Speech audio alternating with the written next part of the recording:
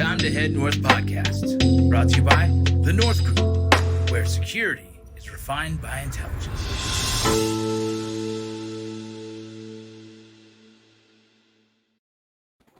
Hey-o. Hello. Hello. Kelly, guess what time it is? It's time to head north. We are so excited to have you here. I'm Natasha Ryan. I'm with the North Group. I do communications and business development.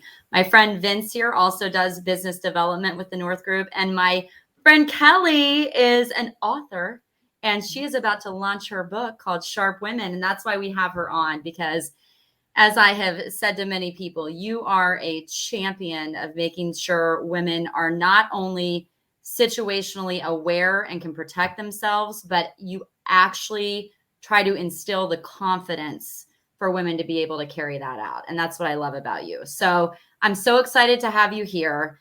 And I think we kick this off just kind of defining how you describe situational awareness.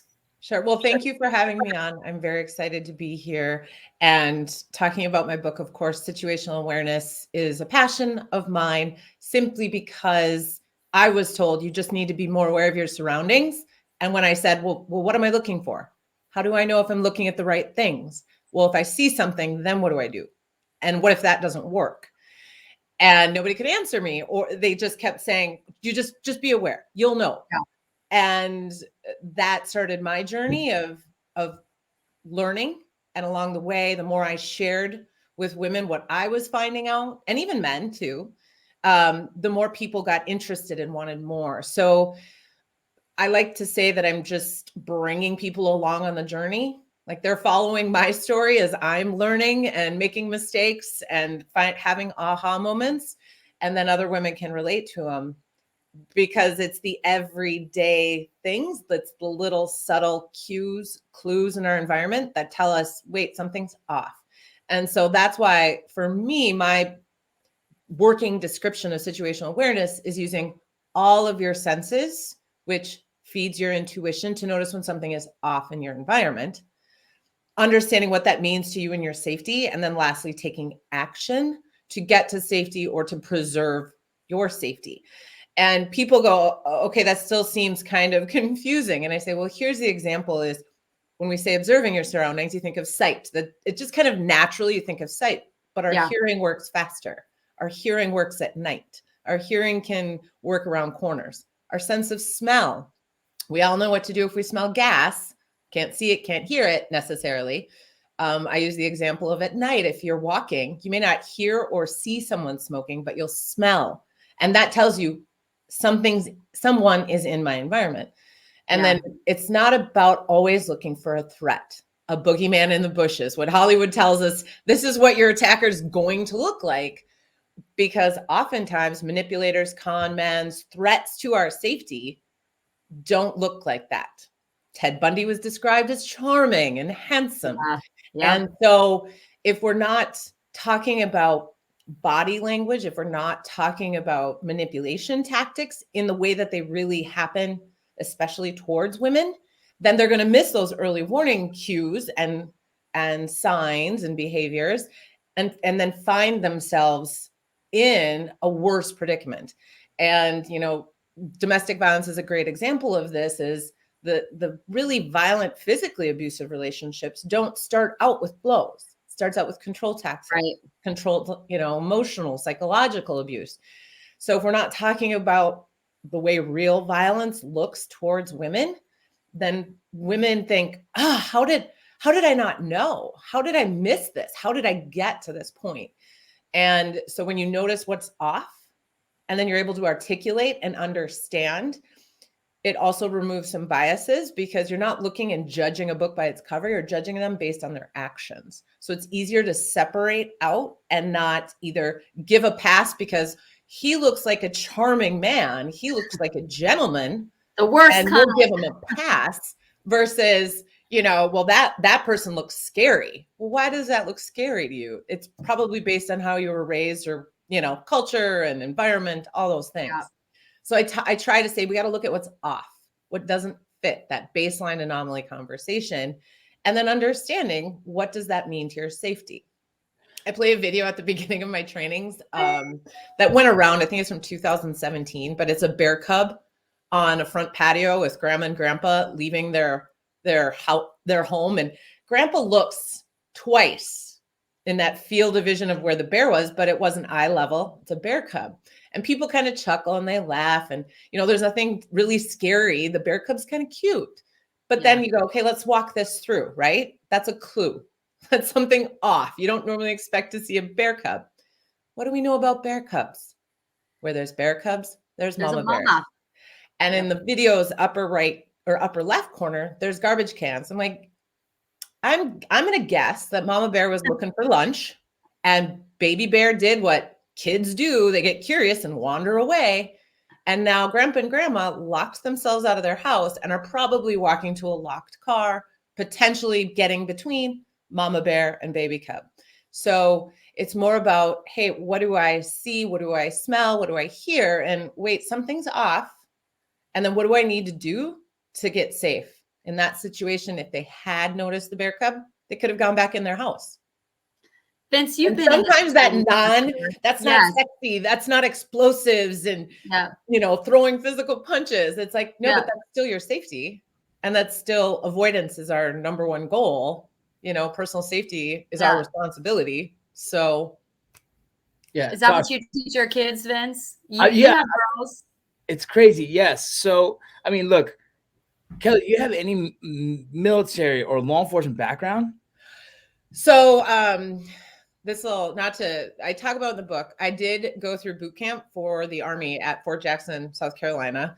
I loved it. It was probably the best experience in my entire life, just for the mental strength that you gain. Not a lot of people say that about boot camp. Oh, I know. Well, and there's a much bigger story to that. I always say I got to go to adult summer camp, even though I got gassed and got to shoot stuff and, taught how to use a bayonet, all that fun stuff. Yeah. But after that, it was pretty much, there was a time in my life that I had to make a decision. And so I chose to leave the military. So that's why I say I really only got to go to adult summer camp, but it was awesome. It's interesting because I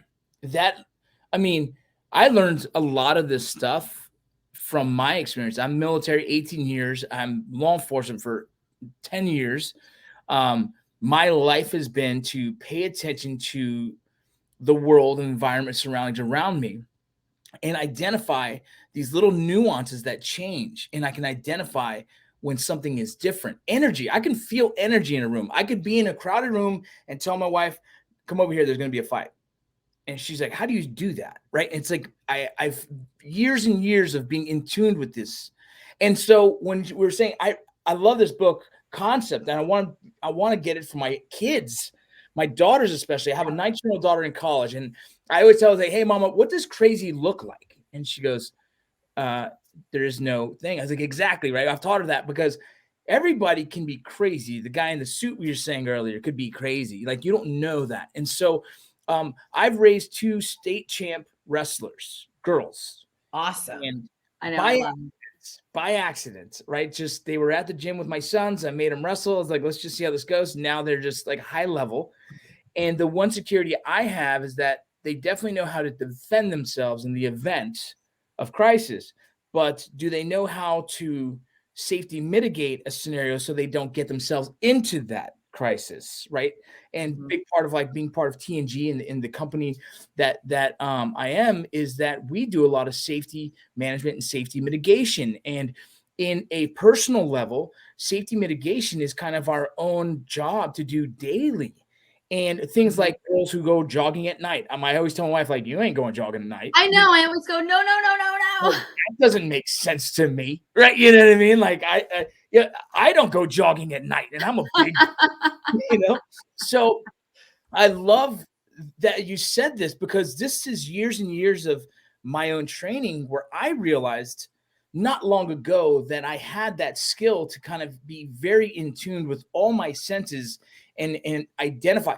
I can be driving and go, car accident, boom, and then it happens. Like, I do that because of the years of understanding, like, it's like our body has a computer system. When one thing is off, you'll know. You'll be like, oh, there's something weird right now about to happen. And it's because and that is a superpower that we all have. And I will totally agree with you. Love here. Yep. Same mindset. My husband was 20 years military and he's just 26 years law enforcement. So I am fortunate that I live with a resource that I can constantly pick his brain. Yeah. But also I love this. I don't know if this even relates, but maybe it does to my passion, like the whole story. But my dad was a World War II buff. So I grew up watching Tour of Duty, China Beach, MASH, all the World War II movies. So I was always fascinated. And I love all spy movies or anything that's that human intelligence. Of course, I love the physicality of it. And I'm like, heck yeah, I want to be, rough and tough. And I want to be able to physically hold my own. But the reality is, because I like that, there's going to be a certain way I carry myself, which a typical predator is going to say, it's the saying I tell women when they're like, oh, I could never be physical. I'm like, have you never heard a woman described as she's 100 pounds soaking wet, but I would not mess with her? It's so much on how you carry yourself. Yeah. And fast forward, when I had taken my first women's self-defense class later in life, I mean, this was probably 6 years ago now. And that's what we spent the whole 4 hours focused on, the physical skills. And at the end, they said, but, the last thing you want to do is get into a physical fight. You need to be more situationally aware. And I was like, wait, brain hits the wall, says, we just spent the 4 hours doing the thing I'm supposed to not do. And the thing I'm supposed to use all the time, we didn't talk about. And so that started that journey of curiosity. And I would reach out to these very intelligent, very smart human beings whose job was personal protection or risk management or whatever it was. And I was like, okay. And they'd be like, yeah, they could get it. We could talk. And then I said, okay, where can I go get training for me as a civilian, as a female? And they were like, sorry, I don't know of anything. That's a great point. And that's where I kept saying, well, I can't be the only one. We're getting attacked. And here's the thing too, what I found is I'm not trying to replace physical self-defense. I'm not trying to replace that knowledge or the martial arts, because I have zero martial arts background. But I grew up with a younger brother and we used to grapple all the time. So that physicality doesn't bother me. But is the threats against women look different because it's usually someone we know. So it's going to start out very, very small or very little tests of our boundaries, which if that's a coworker, if that's a friend, if that's a relationship partner, it's much easier to brush it off. Oh, they're just joking. Oh, they're always that friendly with everyone. Oh, this. And those type of people are really good at manipulating the witnesses or the people around you 100%. So that people go, oh, Jim Bob is always that nice to everyone. So then people start discounting your story and then you start discounting your own story. Well, maybe I was reading too much into it versus trusting your intuition. And what I try to remind women in my classes is because of nature, women are typically born to be the caretaker, to be the nurturer. You have phenomenal nonverbal reading skills, which is the hardest verbal skill to fake. Nonverbals are really hard to fake. And you have this intuition, this feminine intuition that helps you take care of others. So you can read a room. You know when a friend has a bad day. You know when your partner has a bad day, your kids, whatever it may be, people you care about. But because you're using it for others, you don't think about it for yourself and your personal safety. Yeah. And so I like to bring in a little bit of humor, like my hearing, I know exactly when my kids are sneaking a snack by the sound of the cupboard hinges. Yes. And, and women laugh and like, oh my gosh, yes, and I talk about mental, we need to have a mental plan. We need to build up those mental strategies. I'm like, ladies, listen. You do this all the time when you wake up in the morning because you have a million things to do and 10 places to go and 4 schedules to manage. And you go, this is how I need to do X, Y, Z to do all of this. So just do that now when you say, if this happened, if I was running and felt like I was being followed, what would I do? If someone approached me at a store when I was talking to my friend, how would I respond? Yeah. And Let's so touch on that. Can we touch on that? Because Yeah. I think a lot of the time women feel like they have to be polite. They have to laugh it off, like you said, when someone comes up in a joke. And you gave a phenomenal example one time when we were talking about some man approaching you and your friend, and you reframed it, and it literally has changed how I thought about how I would react in those situations. So can you share that? Sure. Yes. And I'm glad to hear that helped reframe things. 100%. Because I do agree. A lot of times growing up, be kind, be polite, don't make noise, don't hurt others. I mean, really the anti-bullying messaging is, I'm like, that's great, but we also need to talk about when it's okay to not be friends with someone. So to preface that, the story is I went to have coffee with a friend. It was a Friday morning, we're leaving, and it was one of those, like a vestibule there was a liquor store, a grocery store, and the coffee store. And we were standing outside doing that long goodbye thing. And we're talking. And now, granted, I mean, my skincare routine is phenomenal. But this gentleman came up and said, "Hey, are you two selling Girl Scout cookies?" And I just looked at him and I said, "No." And then he goes, "No, are you selling Girl Scout cookies?" And I said, "No." And he said, "Geez, lady, I was just trying to make conversation." And I said, "Yep." And he walked away. Like, I wasn't rude. I wasn't, but it was like, and my friend was like, "Oh my gosh, I don't think he knew who he was talking to," and kind of laughed. But she was, I'm so glad you said something. I never would have been able to say something. And I'm like, here's the thing. Okay. He walked up to two women he didn't know who were having a conversation, interrupted us, and then was insistent that we should talk to him or something. Give him attention. And not to judge, because, hey, night shift, 8 a.m., maybe your happy hour, but it's 9 o'clock on a Friday morning and you got a brown bag bottle of liquor in your hand. Like, like your story doesn't match up. I'm not being rude. I'm being direct. You were being rude. So I just set a boundary, and I'm not going to engage. And you trying to make me feel bad about setting a boundary, I'm also not going to apologize. And I'll never see him again. But again, for women, that's hard to do. Yeah. And a friend of mine, I share this story, Natasha, you know her, but she had a gentleman, she's newly divorced, had a gentleman interested, and, mutual, their daughters are friends. So they see each other at volleyball games. And he had called, he's like, "Oh, you look sad after you were leaving this volleyball game." And she's like, "It's okay." They'd had one nice conversation, but she's not interested. And she's driving to go get food, and it's 8 o'clock at night. She's hungry. And he's like, "Well, do you want me to come over? Do you want to talk?" And she's like, No. I just need to go home, eat, let my dog out. I'm fine. Thanks for calling. That was very kind of you. Well, she gets home and he's sitting at the end of her driveway, waiting for her to get home. And now she lives alone. Her dog is a Labradoodle. So bless Copper's heart, but he's not exactly a personal safety protection dog. Yeah. And then what is she? She gets out, and then he's got her at the end of her driveway with food in her hand and bags, and he's talking and talking. And again, it's not what society would say is rude, but I'm like, let's reframe this. You told him no multiple times not to come over. He still goes to your house. Then he stands out after you said, "No, I really need to get in and eat my food."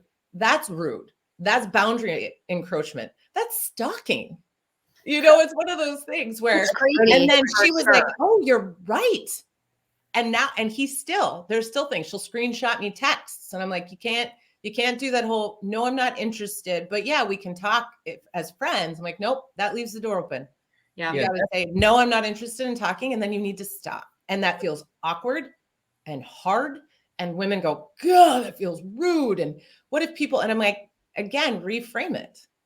Yeah. He's the one being persistent. And most stalking is, again, legal definitions depend on jurisdictions, but 2 or more of unwanted contacts can be considered stalking. So those are threat indicators. Like, those are threat indicators right away. As in, like, oh wait, I said no and you're there. I would have been, for some reason, we have raised our women to feel that they just should comply. They should just say yes, Yep. or engage in the conversation because it's polite. Or, ma'am, can I help you with your bags? And you're like, yes, right? Because I guess Yes. Oh, Yes. you're being so Yeah. so chivalry, and Yeah. chivalry's not dead. Yes. and then we're taught that it's rude to just say no. Like, please create space, right? These things.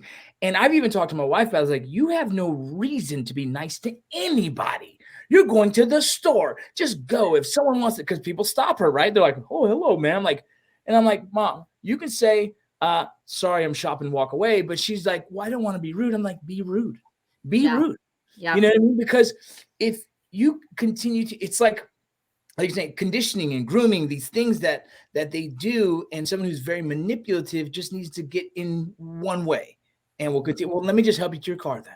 Well, I've gone this far. Let's continue, right? Yeah. And Yeah. it turns into this very predatory, indicator that could be detrimental to your safety.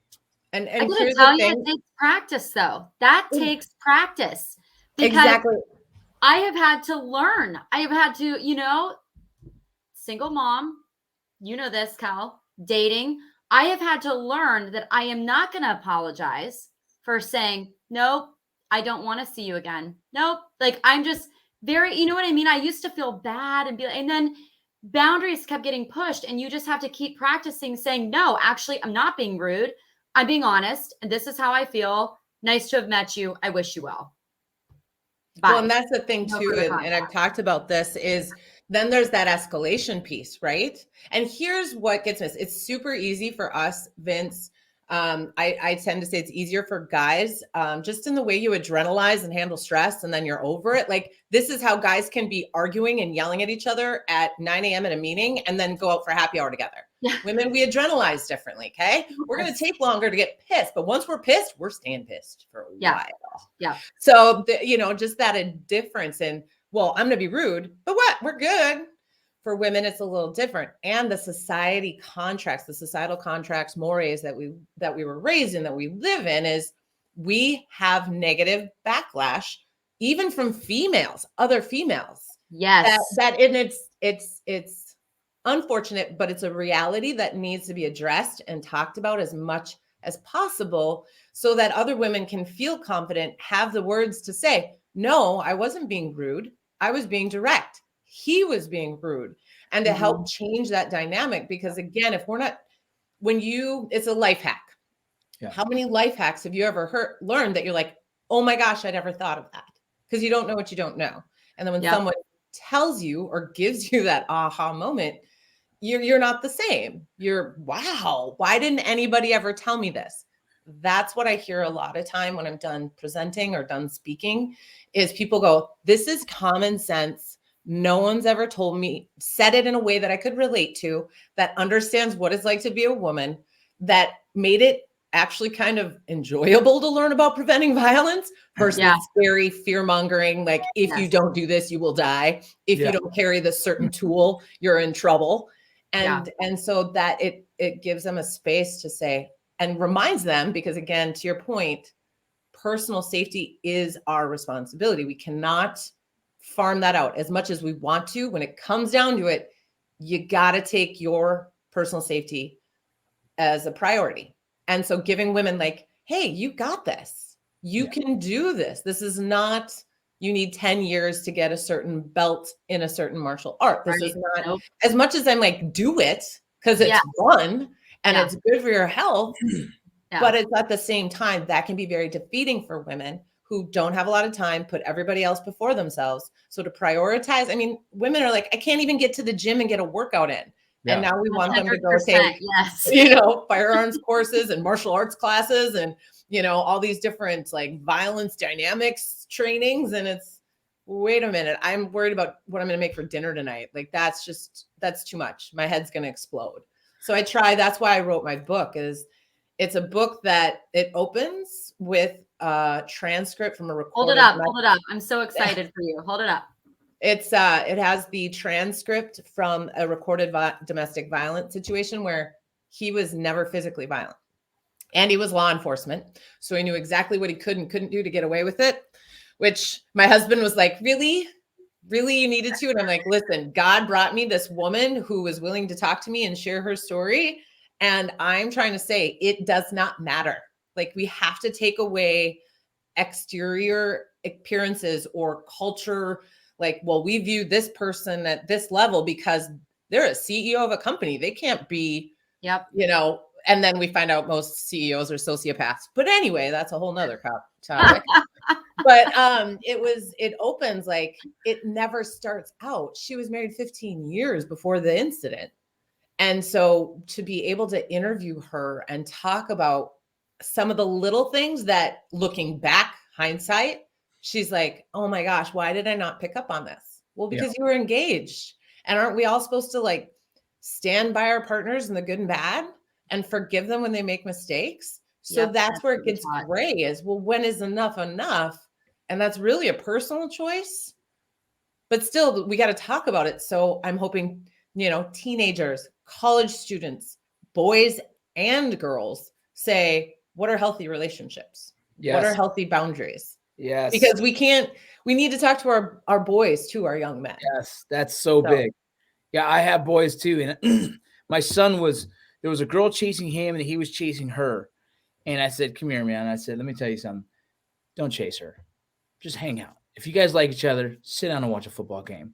I don't want you to get into this mode where you have to chase a girl to show her you like her. Just communicate, because that's an old skill set. That's an old thing, right? I was going to tell you generational ideologies. What my mom told me was what women should do is not necessarily how I raise my daughters. And the same as my dad told me, like, men don't cry. I'm sitting here bawling on any little commercial I see, right? So Humane Society's getting me every time. Every Sarah McLachlan song, I can't even listen. Nope. Like, I get one chord and I'm like, I watch those home improvement shows and the families like the big reveal and I'm crying. But like, that's the thing is like these generational ideologies that, we get raised to and then realize like, well, I might have to shift this up a little bit because life is different or I see things differently. And, our mothers would probably tell us like, no, Vinny, your daughter shouldn't wrestle. My mom's done that. Right? I'm like, well, mom, she does. And she's good at it. And she's 105 pounds. So it's good that she knows how to handle herself. Right. 105 pounds soaking wet. And I wouldn't mess with her. Right. It's this thing that we all have to kind of be willing to shift gears. And it's great that you're doing this. You're kind of in the forefront of what needs to be done for our women as well as our men. Our men should read this as well and to understand like we're just as much as a problem by thinking we can show up and impose on a conversation. Right? Like, hey, ladies, like, come on, dude. Look how funny I am. Yeah. Oh, well, Vincent, you will love this. So when my husband read the book, and obviously he's married to me, so he has to listen to me talk a lot. I mean, the listen part, he might say I'm listening, but you know how that goes. I mean, not my husband. I'm just kidding. But he read this book, and even with all his military law enforcement experience, he was like, still a perspective I didn't think of on a certain things. There's one story I share in the book where I actually got a male perspective on helping a woman change a flat tire. And I said, this is all great and fine and dandy, but let me show you a perspective from, I'm going to assume was the female's perspective and why she behaved the way she did to him. And so then I tell the story from her perspective. And it really is kind of this, it's the understanding that two people can have different perspectives and it doesn't mean either one of them is wrong. It's just different perspectives. So the more we can have these conversations, the more good guys, because, I feel bad for guys who are like, I'm a good guy. I don't want to get beat up. And I'm like, here, then I totally understand. And let me give you the perspective from a female so you can help advocate and you can help call out and be like, oh, yeah. So now my husband jokes. He's like, if a woman ever declines my offer of help, I'm just going to walk away. And I'm like, perfect. Yeah. Because we need to struggle to figure out how to do it ourselves. Yeah. That's part of the confidence boost of being like, wait, I did that all on my own. Yeah. I'm super cautious about like I'm the same. If I see a woman who's pulling her side of the road and the hood open or a flat tire, I always pull like, do you need help? No. Have a good day. Be safe. Boom. Good night. Because I don't want to have the problem, right? But also, if they needed someone and they were looking for someone, like, well, I'd also be the help if you needed. You know what I mean? Yeah. I would hope to God someone would do that for my daughter at the same time, and I'd hope that my daughter sees like, help and then get the hell away. You know what I mean? Well, Because and that's a great point too, Vince, that you bring up is it's saying getting men to know how they can help. Because that's what I hear a lot of times too is, okay, how, when I travel to a conference, I had a older gentleman that I knew in an industry, and he said, I always worry that my female younger colleagues, I don't want to just assume they're going to be okay, or that they feel comfortable riding in a taxi back to their hotel, or, you know, walking if that's the case. And he goes, but I don't want to come off as creepy. Like, hey, can I walk you back to your hotel? You want to take a ride home with me? Two things: ask them if they want your help, and what has your past behavior told them? Because that's how, I mean, if I have a relationship and I can trust and see that you're a good guy, then I'm going to understand that your offer of assistance is coming from a good place, that there's not ill intent. So it's just, if we set a boundary, say no, thank you, great, respect that. Does that mean that you're going to be okay, or you're not going to worry, or you're not going to be like, oh, I really want to help? But still, it's respecting our boundary, because then in the future, we'll say, I trust him that if I say yes and need help, he'll help. And if I say no, that he'll also respect that and leave me alone. Absolutely. So it's this conversation. It's sometimes it just feels like we're making it too complicated. I got to tell you, that first time too, where you set up a boundary, it feels good. When you can recognize that you need to set up a boundary, right? You've become aware that, okay, I have the right to set up a boundary. And the first time you actually put it into motion, like I remember being at a gas station and a stranger walked up and was like, hey, I need, and I was like, nope, space. Do not come into my space. And he looked at me like so offended, but I'm thinking, I don't know you. Vince is laughing. He's like, I wouldn't mess with Natasha. So, okay. But I mean, I was like, no, space, because it was at night. There was maybe one other person there. And I'm like, there's no reason you should be walking to my gas pump trying to get in within like my 6 feet. Mm-hmm. There's no reason for it. You can ask your question from right there. And he was like, I need money. And I said, I don't have cash. Sorry. Good luck. And he walked away. But it's like that shock of, how dare you say space? And I'm like, nope, space. Nope. And have you ever see that guy again, Natasha? Never. See, and that's the thing I remind women too, is like, why are you worried about offending, or what?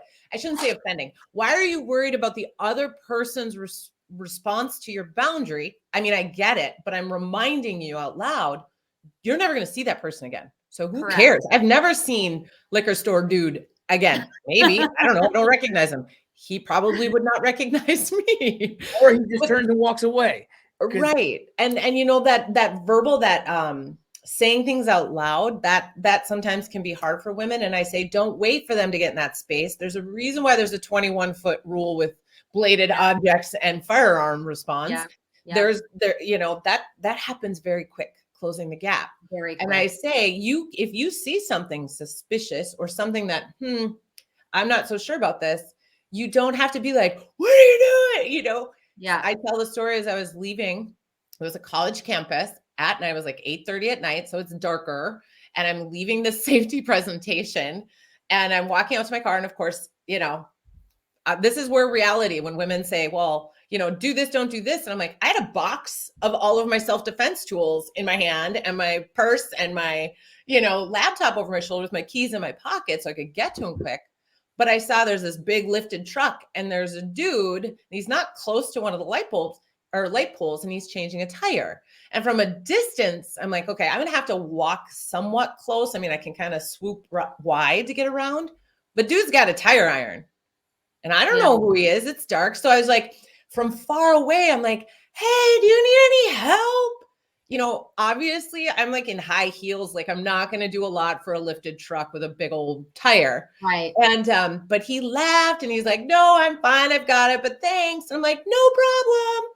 But here's the thing that I say is, I was actually being kind. I could have called for help if he needed it, but it's like, I just use my voice and let him know I see you. Yeah. I just use my voice to anyone who might be in the area of like, oh, who was that? What was that?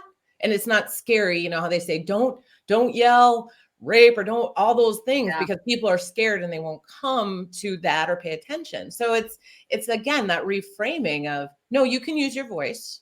You can be loud. You don't have to be rude. You know, you can actually have a kind heart and be curious And so it's not about paranoia. Yeah. It's about being a good person, but being real strict on your boundaries. That's a great tip. I love Kelly, it. we're running out of time. Oh, Yeah, sorry. Go ahead, Vince. I just love that because you can take from that dialogue as well and how he engaged you back. And it almost like, oh, I see his intention a little bit. So beautiful. I love that. And that's something I'm going to use. And I can't wait to buy many of these books for my own family. Every sister, my mom, every daughter. I have kids galore.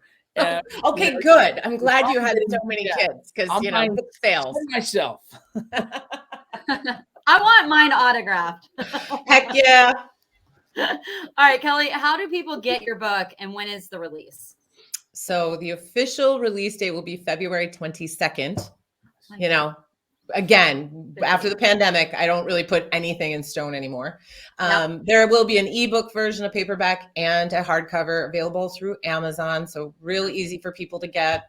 And the best way to really reach out or find out more is to go to my website, which is thediamondarrowgroup.com.